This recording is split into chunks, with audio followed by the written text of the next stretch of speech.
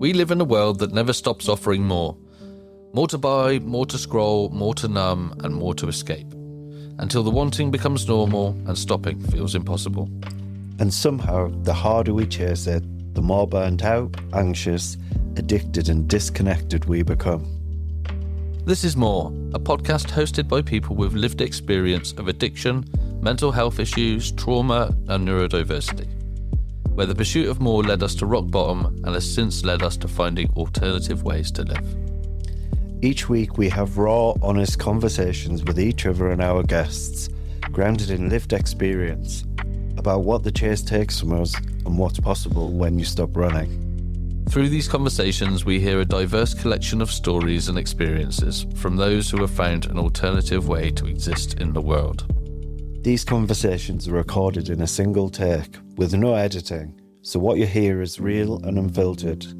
Some names and places may be changed in order to protect those sharing their stories. Welcome to More.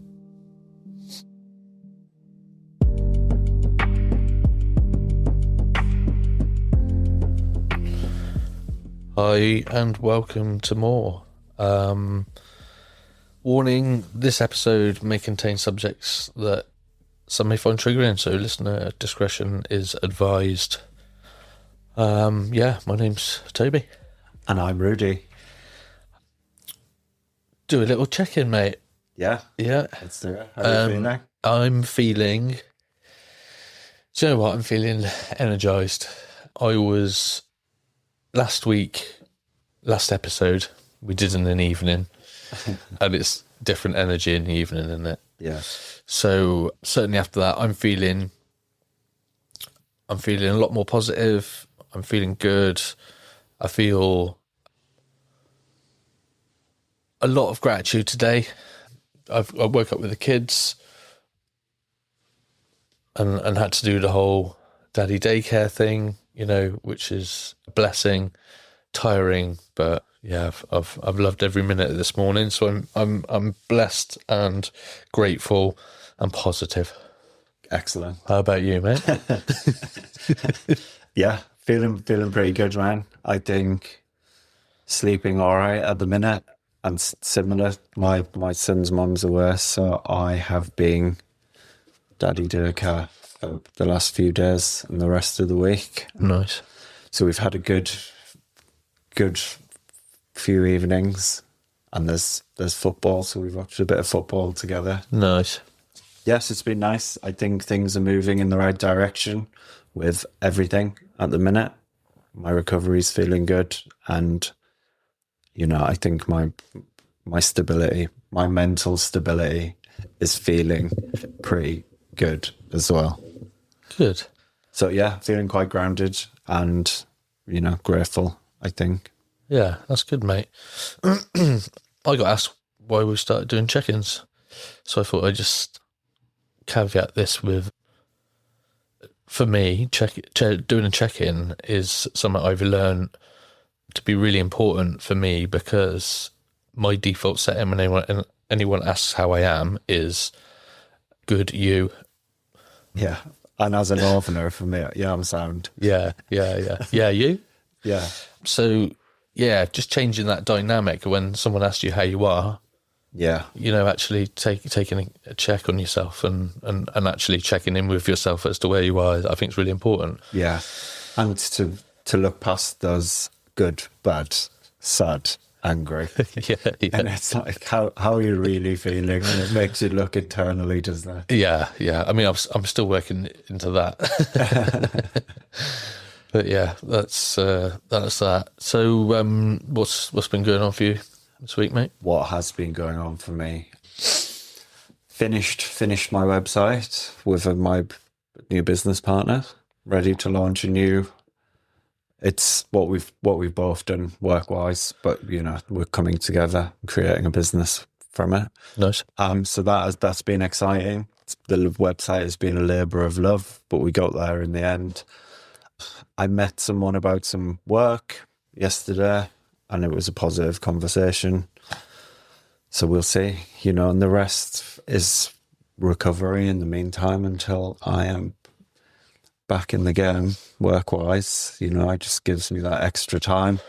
I've been meditating a lot, and I did a private satin bath on Saturday, which allowed me to get my balls out. So I was actually in a sauna last week talking about my balls, and because of my your bowls. because of my accent, a woman said, "I thought you just said you were going to get your balls out in the sauna," and I had to explain that I was singing balls. Yes, it's been the good. British can be so prudent. So it's been good to get those out, and you know, I've not really used them after hurting my back moving house at the end of last year, so it's been good to get back into it. Yeah, so I've just been trying to ground myself a bit more and just hanging out with my son. Had a football match. What else have I been? Yeah, just hanging and chipping away one day at a time. Yeah. How have you been getting on? Yeah, good, thank you. I don't know what I've been doing. All seems to be a bit of a blur this week. Same as you, actually. I've been doing a bit of work. So, end of last week, I went away with my daughter to spread my nan's ashes. That was lovely. And then came back and I've done a little bit of work. And then I've had a new potential of some sort of future work and a couple of meetings and stuff like that, and going around a couple of old clients and sort of just catching up. So feeling good about it. Yeah. It's just it's all moving in the right direction. Yeah. So I'm all right. Shifting back into, so after early recovery, you know, now it's like getting back. What was that saying? We heard a contributing member of society. Yeah. Yeah. Well, yeah. That is literally it, isn't it? Yeah, getting back to being that sort of member of society again. I had to take myself out of society when I came into recovery because, you know, I wasn't acting in a way that was compatible with that.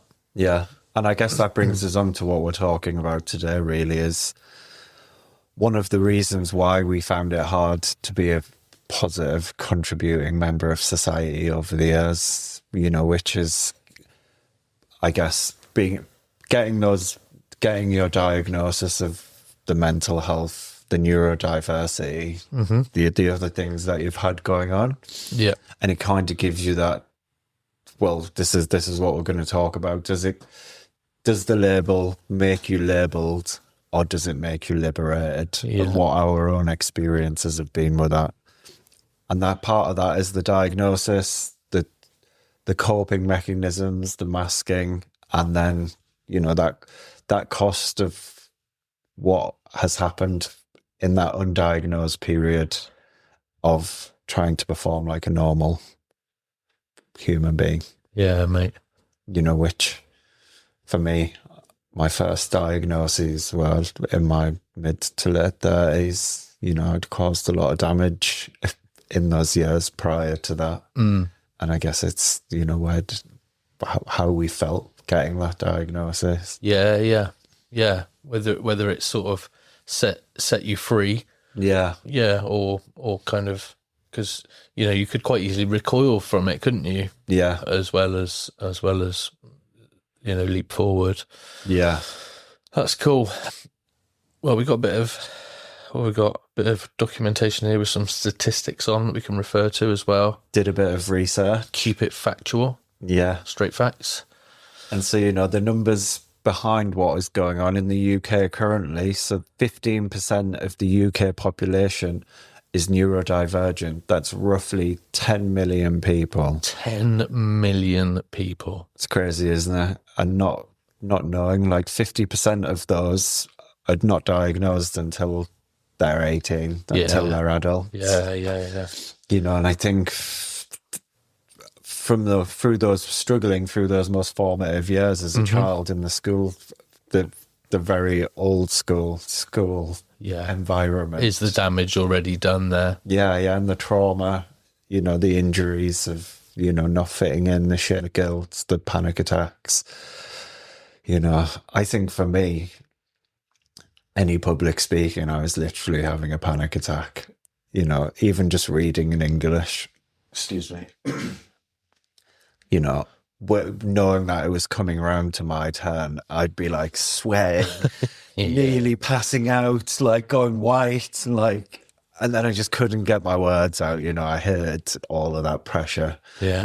And like, if, you know, for me, like, I can see now why I could never do my homework well or get round to doing it is because of the ADHD. Yeah, right. You know, and it's like all of this stress for kids of making excuses, forging notes on the bus. Yeah, you know, all of already lying, manipulating, you know, masking. Yeah, I see this massively in my daughter.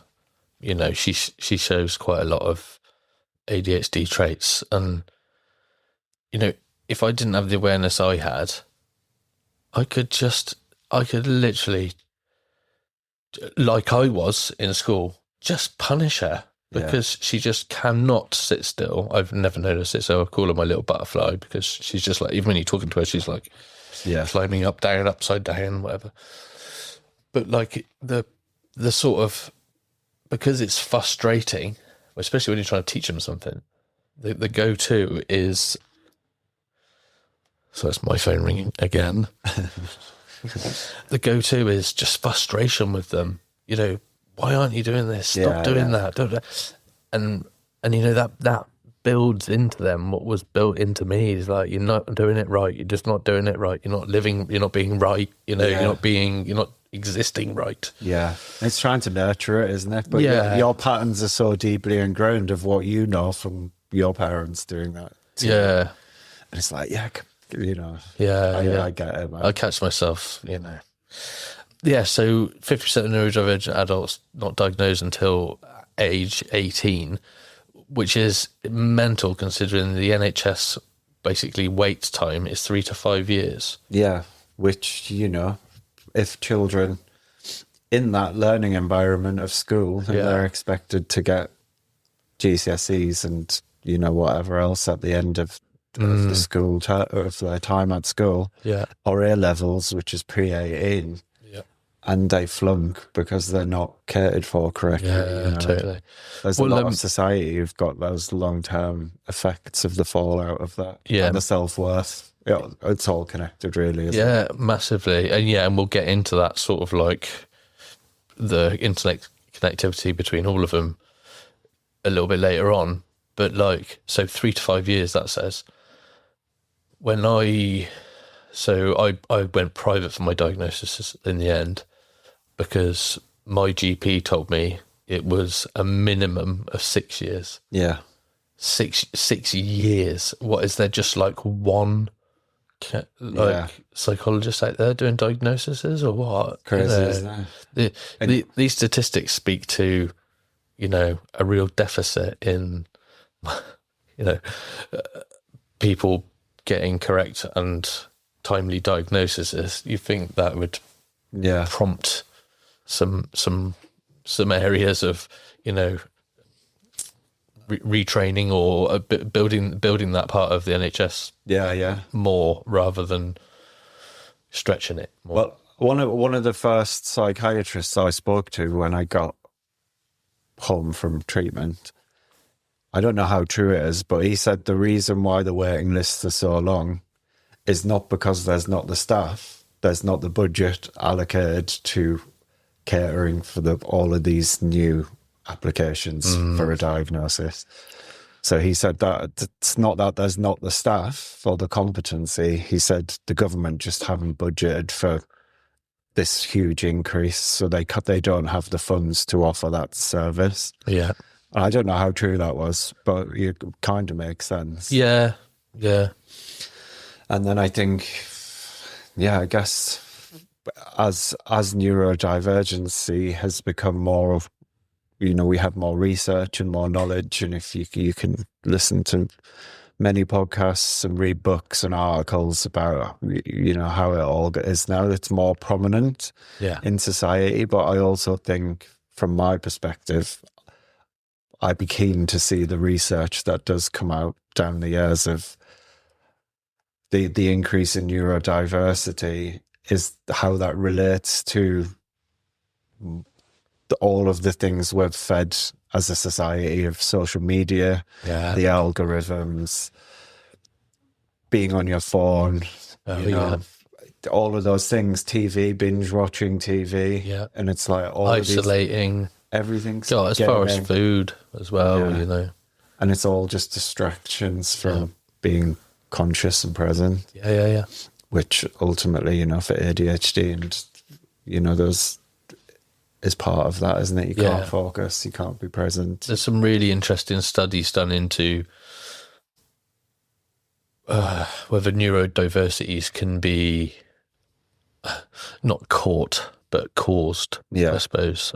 And I think that's one of the things that Gabor Mate says, like, you know, along the lines of, not to quote him because I can't remember, but he says, you know, the neurodiversity, ADHD, is just a coping mechanism for being in survival mode in childhood, you know, which I agree with to some extent. Yeah, I do. Yeah. Yeah. It's all very complex, man. Yeah. But a lot of it makes sense. Depends what you read, I guess. Yeah, totally. Yeah. So what percentage of people with ADHD get diagnosed at adulthood then? But 70%, which is, you know, a huge amount, That's really, isn't it? a lot.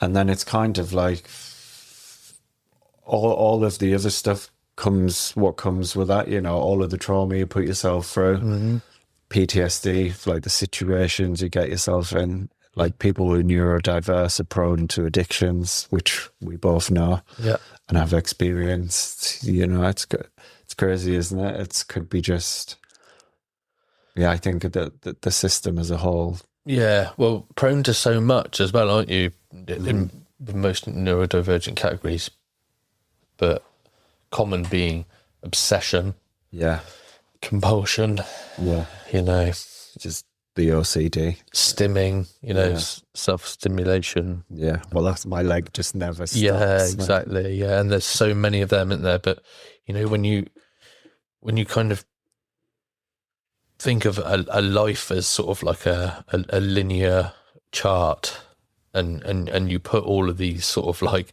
they're kind of like roadblocks, aren't they? Yeah. In along the line, you know, everything becomes so much more complicated through your life in just lots of little ways, as well as the major ways, you know, which all build up to be, you know,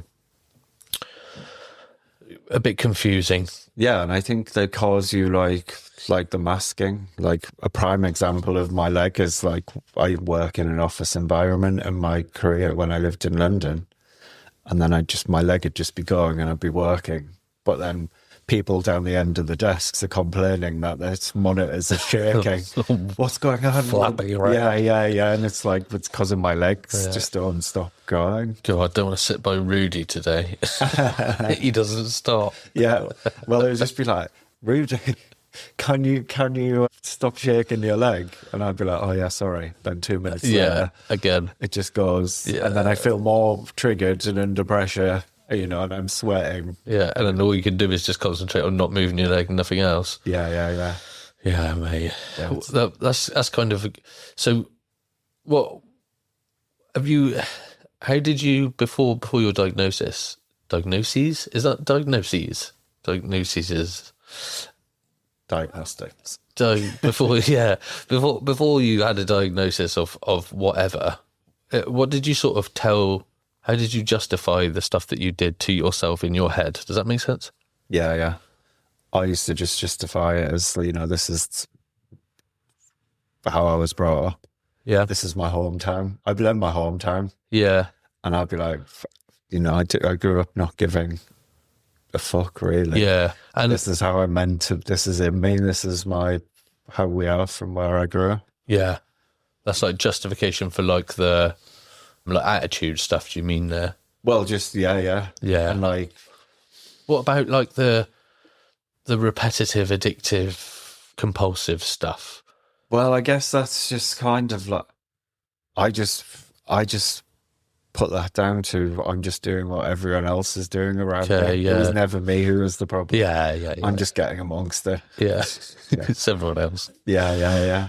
Yeah. But then it's not really knowing. Like, I kept having breakdowns and mental health issues through my 20s, but then I would just use through it. yeah. It's only when I think we've discussed, like, it's only when I was in romantic relationships and someone, was seeing me day to day Yeah. that it then becomes apparent, because I left home quite early. I was very, on my own for many years in London before finding a partner. And classic sort of chameleon type personality stuff, isn't it? Don't be around anyone too long, which gets built into you as a neurodivergent person. Yeah. For them to get annoyed with you. Yeah. So keep your circle small and random. Yeah. And that's it. And then I think, like, as we said before, it's like I just lived a double life. In the day, I was working in an office, being a professional, and then the minute I left, I was just being a retrobate. Yeah. And then when you start drinking with people in the office, they can see the crossover very quickly.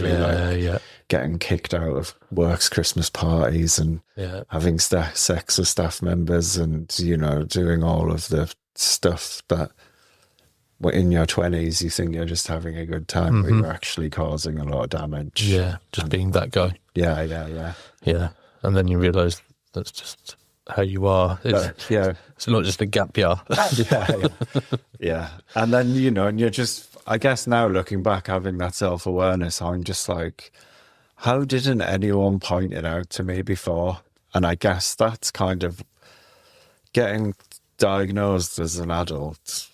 There's a lot of anger of, like, how have I done all this? Because there's been good things in my life, but a lot of those bad things could have been very easily avoided with an earlier diagnosis. Yeah. And I had to, a lot of the work that I've had to do is just accept that, it all happened. Yeah. Having the awareness now helps you move forward. Yeah, totally. Yeah. And what for you? Like, how's that getting the diagnosis? How's that been for you? And, like, how did you cope?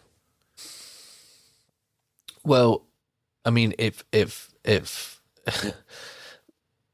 felt great as a child, for me, I was sort of different, which I never really understood why.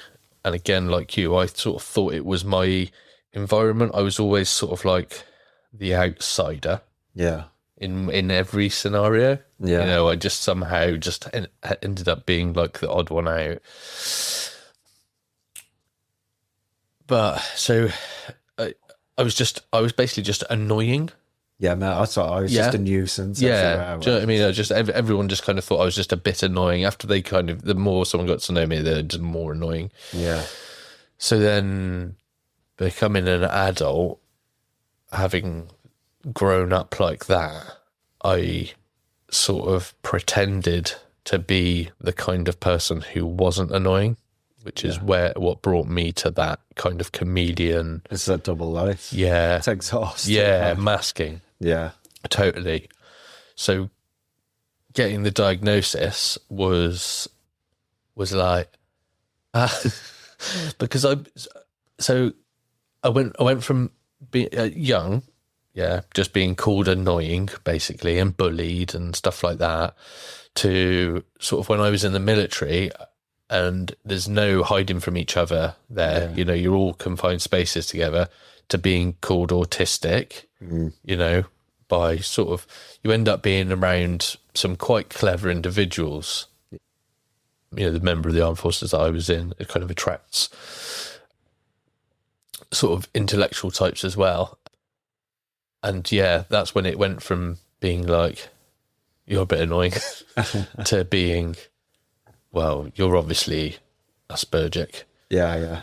So, which I was kind of offended by, because that was kind of like a derogative thing. Yeah, because it was in my head. It's used as an insult as well, really. Yeah, and I guess, like, as time's gone by, like back then, for me, like, my cousins had ADHD, but it's like addiction, isn't it? It was like, I can't have it because I'm not as bad as them. Yeah.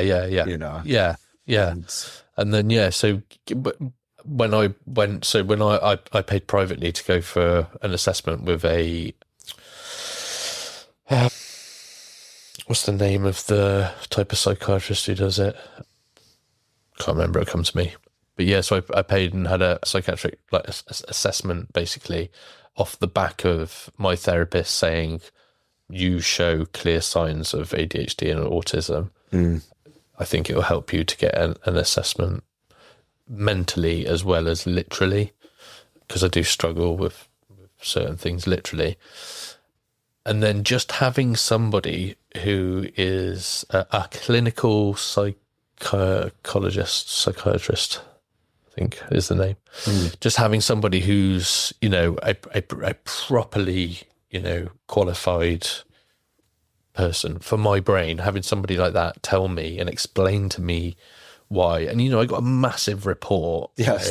It wasn't just like you're just autistic. Cheers. It's like a 70-page. Yeah, that's mine's massive as well. Yeah, it's my entire brain just dissected into words on the page. It's terrifying. Yeah. But it clicked with me. It did. It literally, as soon as I saw it and read it and it was backed up, the way my brain works, I was just like, yeah, it is. And I could in an instant, I could correlate so many times I've struggled, so many issues I've had, so many things I've never understood, the times I've been, in an instant, they all just flashed into my brain. And I think that also, for me, that a lot of stuff just processed. Yeah. And that acceptance. Yeah, that's it. Processed all the stuff it. that hangs as a, fuck, why did I do that? Yeah. I could have done that differently. The things that always crop up when you're sat on your own. Yeah. And you're triggered. Yeah. And then it's like, oh, yeah, fucking hell. And I think, one for me, I was always trying to fix myself or trying to change myself to fit in. Whereas now, after getting the diagnosis, I'm just like, I don't have to change. I have to embrace who I am. Yeah. Like trying to change to be in relationships and trying to make relationships work. And, Yeah. I think, now I just have to look after myself the best I can so I can cope. That sort of stigma thing there as well that we sort of like touched on. For I think the thing neurotypical people will never understand is basically that obsession that we have in our own brains. And I genuinely think that's where a lot of the stigma comes from. That's where a lot of fear of telling people comes from for me, is because it's like they literally can't understand. Yeah. They literally can't understand. Yeah. And forensic psychiatrists. Yeah. The words I was looking for. I had to pause the recording then to figure that out, because I literally couldn't think of any other word. Yeah. And I think that's it. I agree. I think, well, it's the same as addiction, isn't it? It's like, why do you have to keep going back to it? A person who isn't addicted just can't fathom why you can't stop doing something. No. Or like, why can't you just have a few drinks? There's no self-control. Yeah. The addiction is you either have it or you don't, I think. And yeah, I think it's a very complex web. But I think getting the biggest thing, getting my diagnosis and sharing it with people who've flagged it, close people who I've been close to, and colleagues who have been diagnosed as well. Yeah. Who was the first person you told? Well, I had a partner then. Yeah. And part of getting it was because she kept saying, I think you might have ADHD, think you might be autistic, and then so I was like, all right, yeah. But I still remember feeling the shame, because I sent her my report to read, and she just never read it, and then I was like, great, I've done all of this. because you keep flagging it, but then you haven't even taken the time to look at it, to understand it. That's a shame, mate. Yeah, so that, and I told my son's mom, you know, and we spoke about what that might mean for my son. And I followed up with my therapist, and we spoke about, you know, whether my son needs a diagnosis or a test, not a diagnosis, to be assessed. Yeah. Or whether to just let him have his childhood and see how it plans out, because it's not guaranteed that you know, it's not nailed on that he's going to be neurodiverse. No. And I guess I told my siblings, you know, I think I've said my sister is neurodiverse and she's bipolar. My brother has, you know, he's been exploring a little bit more. A lot of my family have ADHD and autism, like cousins who've looked into it. Yeah. And, you know, so it's like I've said recently, I reconnected one of my cousins who's been diagnosed with ADHD and autism, and we just went and hung out and had some good conversations around it, and like, you know, how we can see it in that the generation before us, you know, our parents, but they're so like stiff upper lip Northerners that, you know, and I think telling my parents, like, one of the things my mom had said was like, there's no such thing as like depression. You just get on with it. Yeah. You know, Just think you're trying to use it as a fad or an excuse. Just an excuse to be lazy, it's sad, be a victim. Yeah. And so I guess telling those people, you know, and I guess being transparent with people who I work with, that I have struggled and things in the past. But yeah, for you, who were the first people that you were telling? Yeah, so same partner, then a sponsor as well. Yeah, rang my sponsor up because I needed to chat through it, which was good for doing that with him, but it was also to give him awareness of it. And then my therapist, like you said. Yeah. And that is another huge area where it's helped me, because I'd done some therapy leading up to this therapist being like, you know, I think you should get a diagnosis or whatever.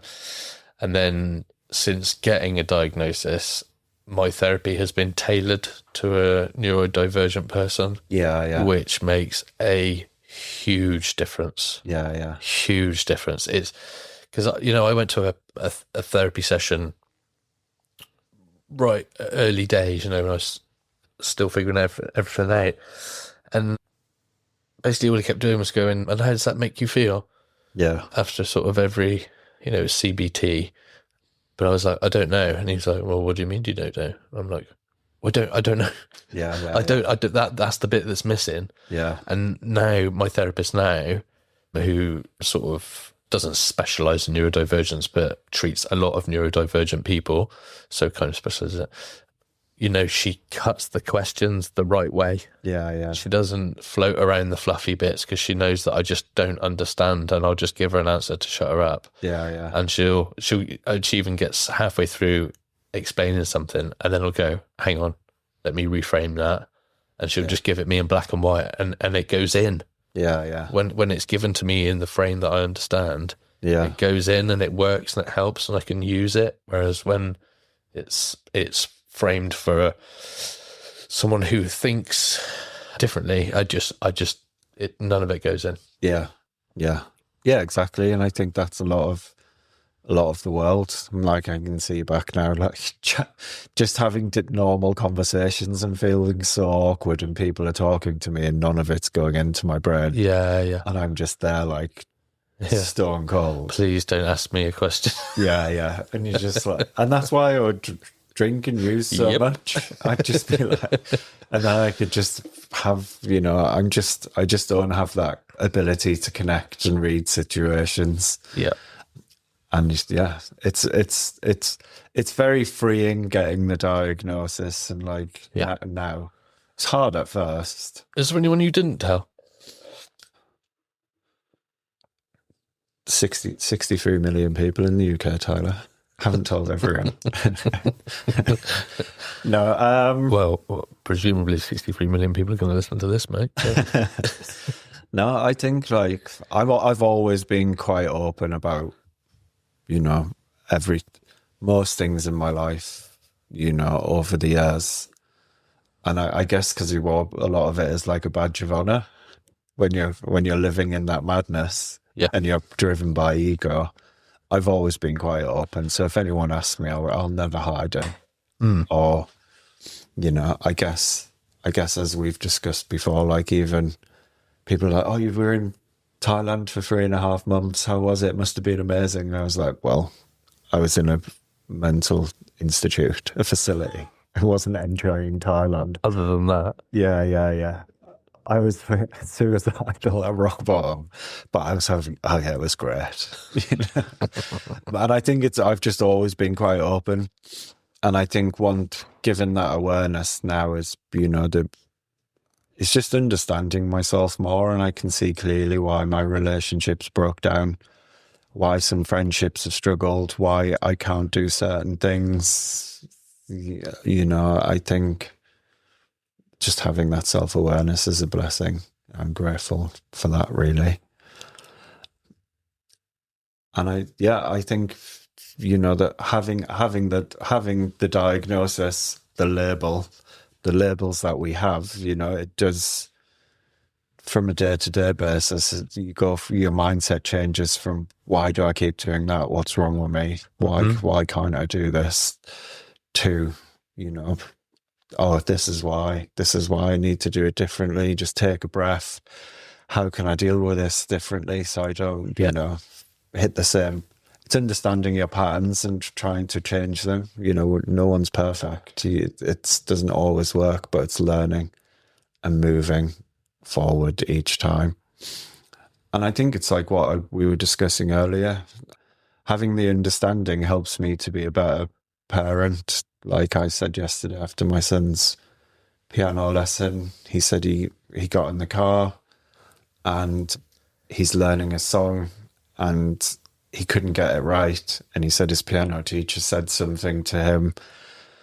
And at first, because the way that he explained it, he said like, come on, you can get the chord. And I said, was it said in a negative sense? And he said, no, it was like positive, and it made me become overwhelmed, and I nearly cried while I was playing it, but in a good way. And then it's kind of like, because I have that awareness now and I know the feelings wheel, and it was kind of like, oh, like, how did it make you feel, good or bad? Like, which way are we going with this? And he said it made him feel good. And, you know, we figured out that getting that encouragement and validation then made him feel a bit overwhelmed, but good.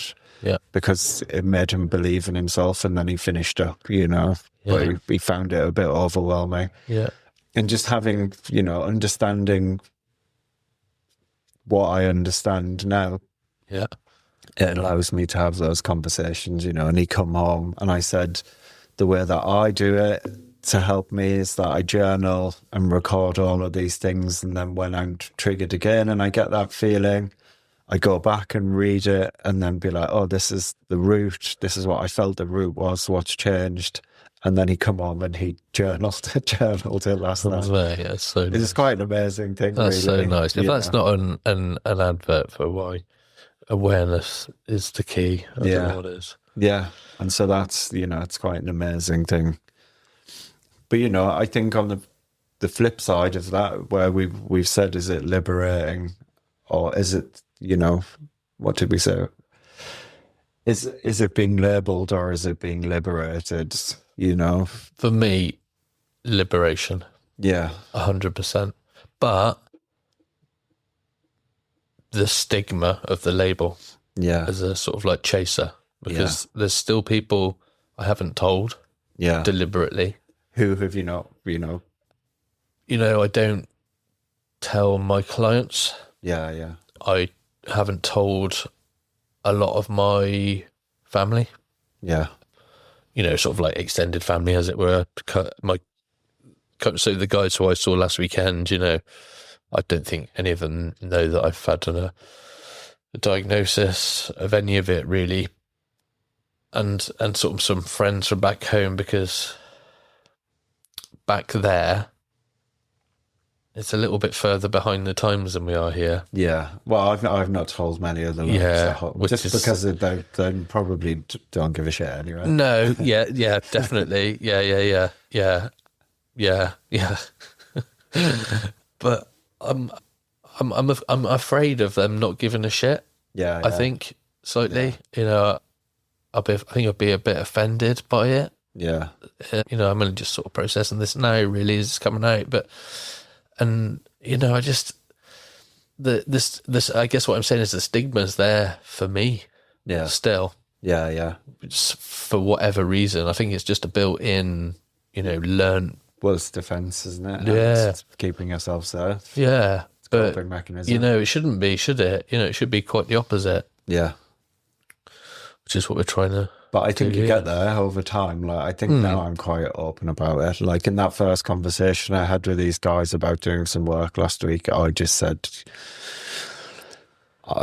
we come up in conversation. Yeah. And I said, well, I can understand, because I'm neurodiverse and I have this and I've been diagnosed with this and this. And then it was open and out. And it's out there. Yeah. And that's really important.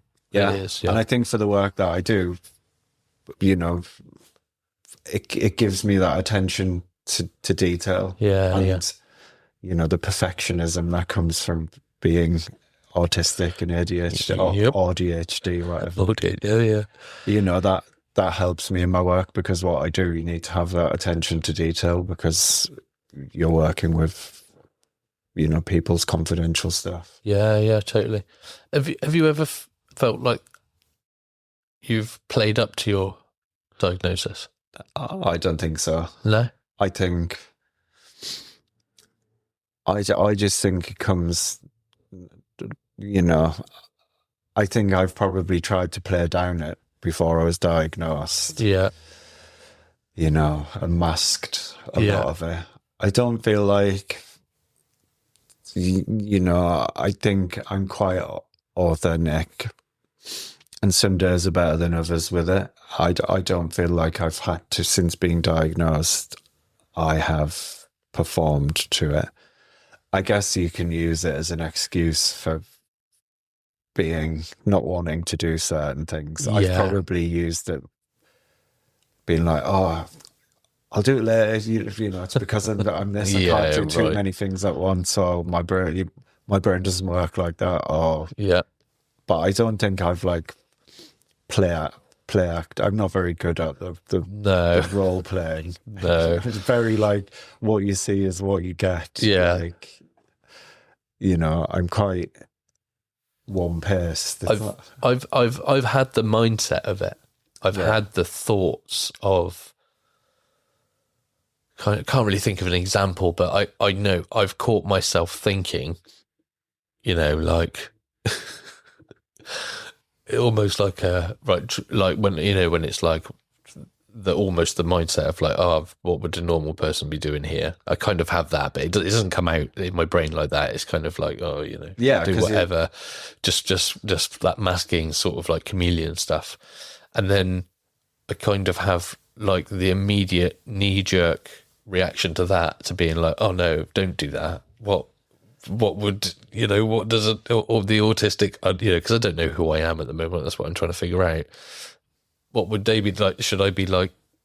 You know what I mean? That, I've had that internal, which is like a millisecond thought, one of 7 million thoughts going on at the same time. But I have had that not playing up to it, but is there something I should be doing in this scenario? Yeah, but I think that's just trying to work ultimately where a square peg in a round hole. Yeah, and so that's how lots of my breakdowns and burnouts are, that coming into question, why aren't I normal? Yeah, putting a glove on a foot. Yeah.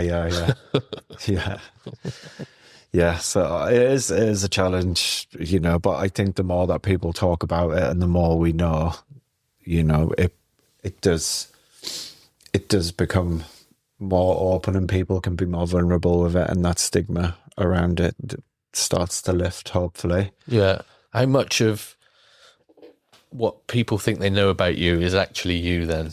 How much of it's like this character that we've created? Well, I think, pretty much, like, as you just shared there, I don't really know who I am. And being in recovery is me trying on that journey of self-discovery and healing to know who I am actually authentically.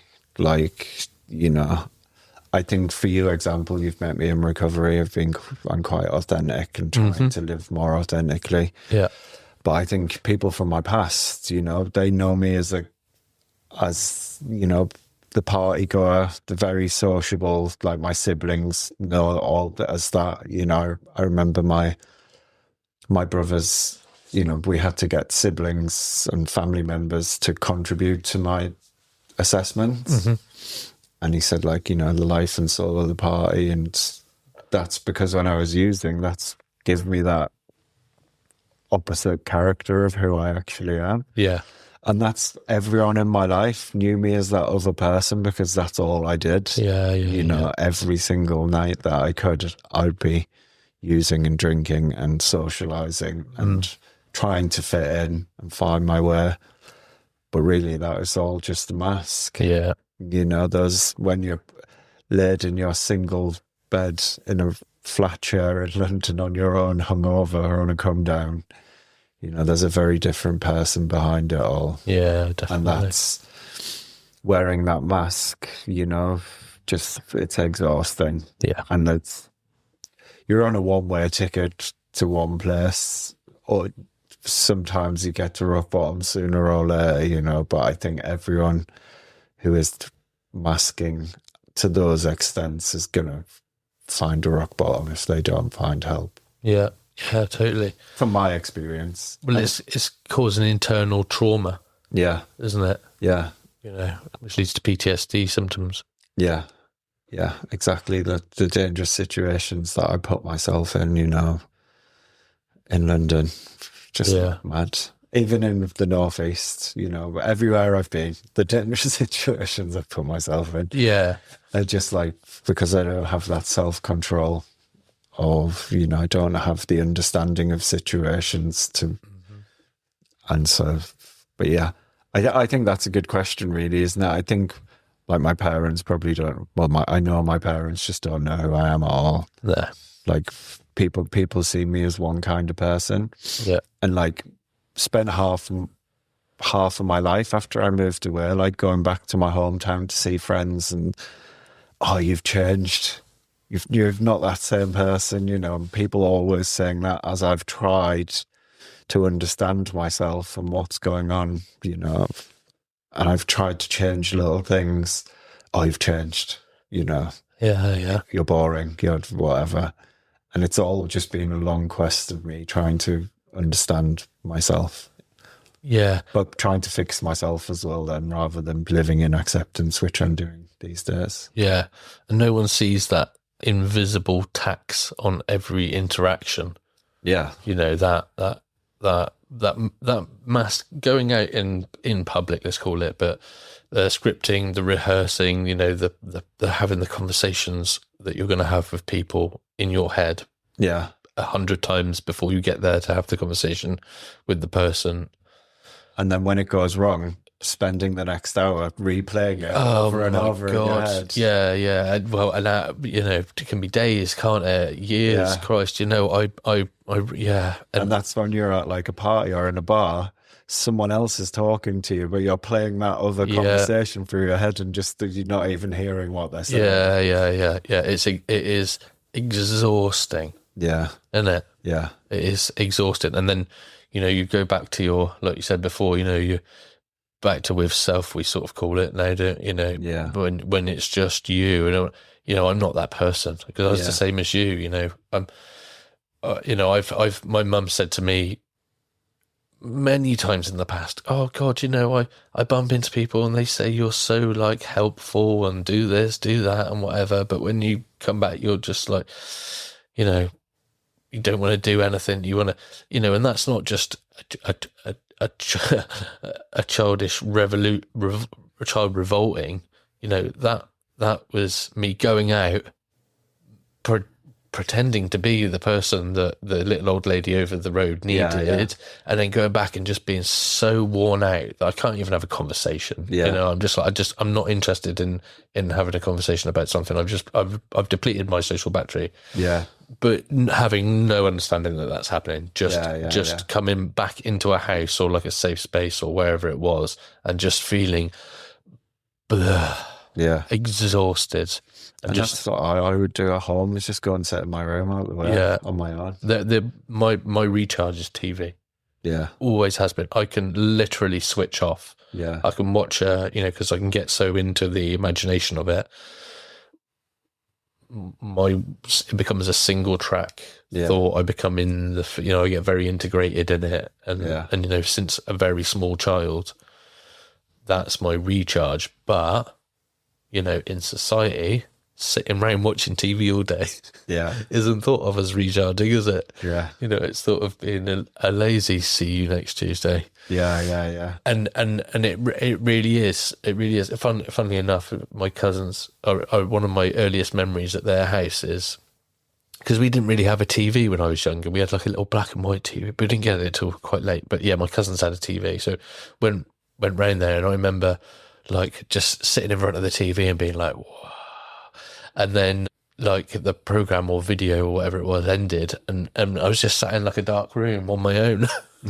And like 2 hours had passed, and they'd all gone. They're all off on a walk, right? And I'm just sat there on my own, just like, I just blinked.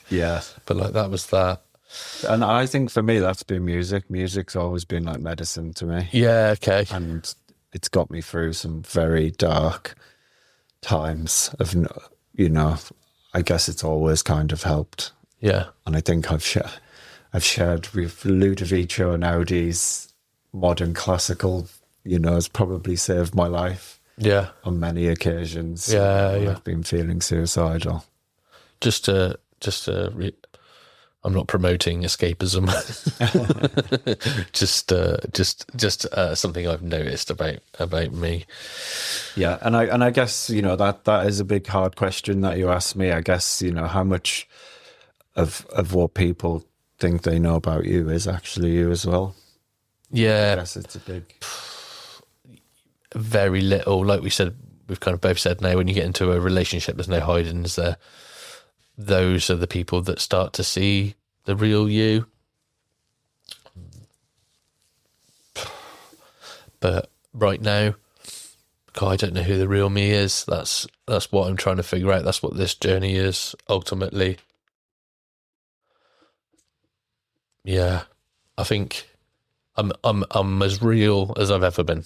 The same. And I think that's it, isn't it? And I think you don't have to perform anymore.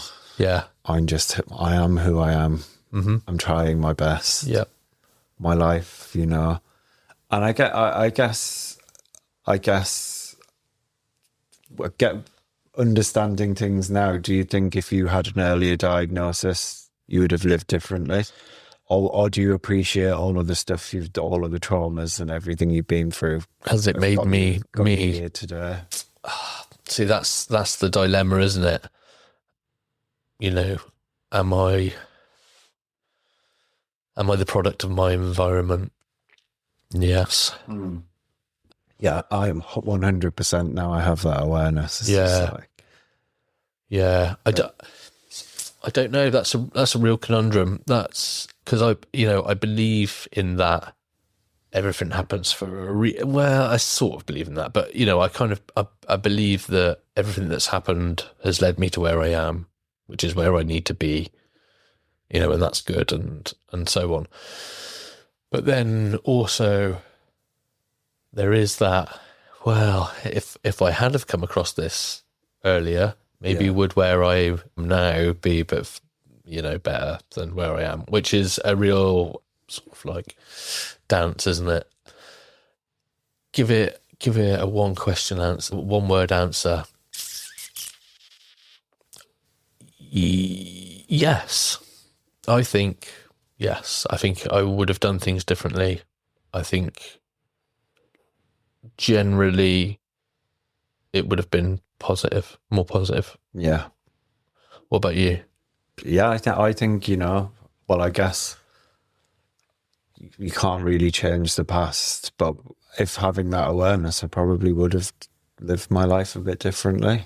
And, probably could have avoided a lot of trauma Yeah. and negative patterns and self-destructive patterns. And, I know that some of the labels that I have been diagnosed with are going to be there long term.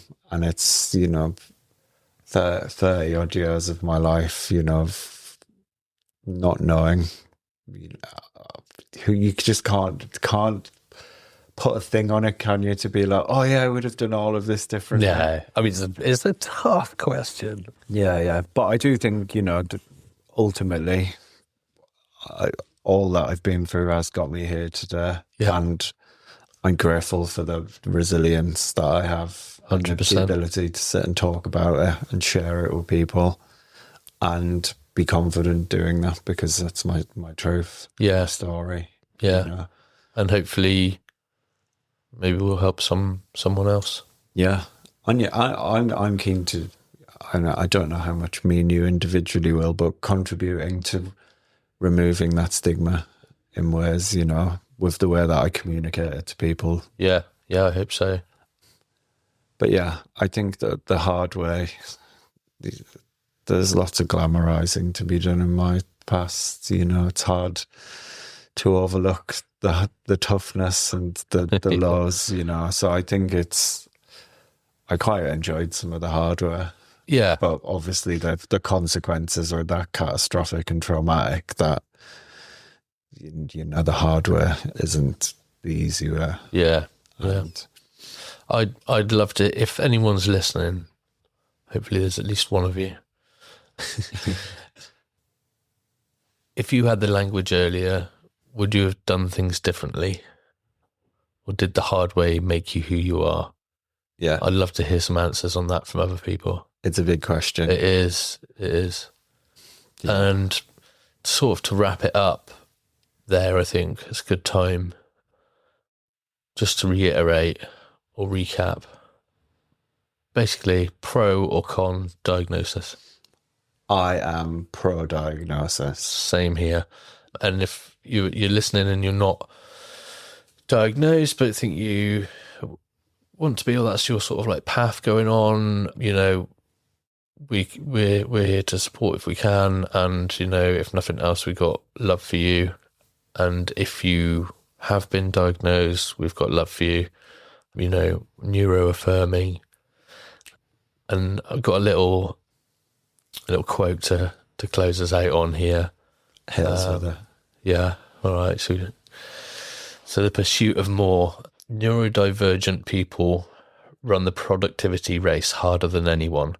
Masked, exhausted, holding everything together because no one ever told them that there was another option. I think that sums it up for me. A strong way to end the episode. Yeah. All right. Thanks for listening, guys. Cheers, guys.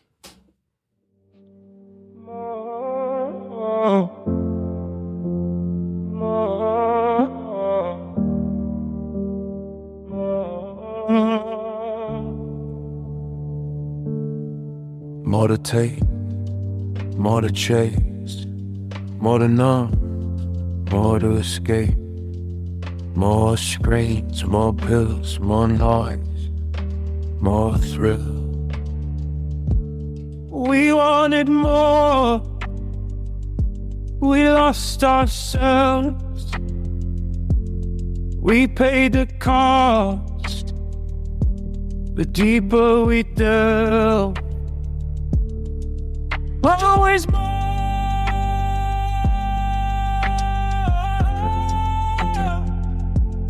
never enough.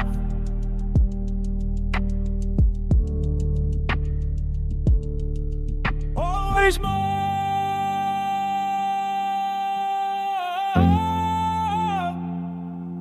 never enough.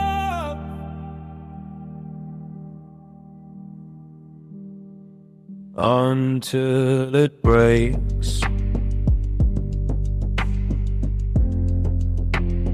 all you do.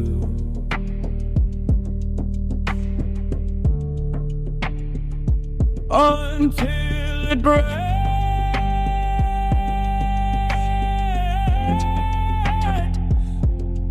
All you do. All you do.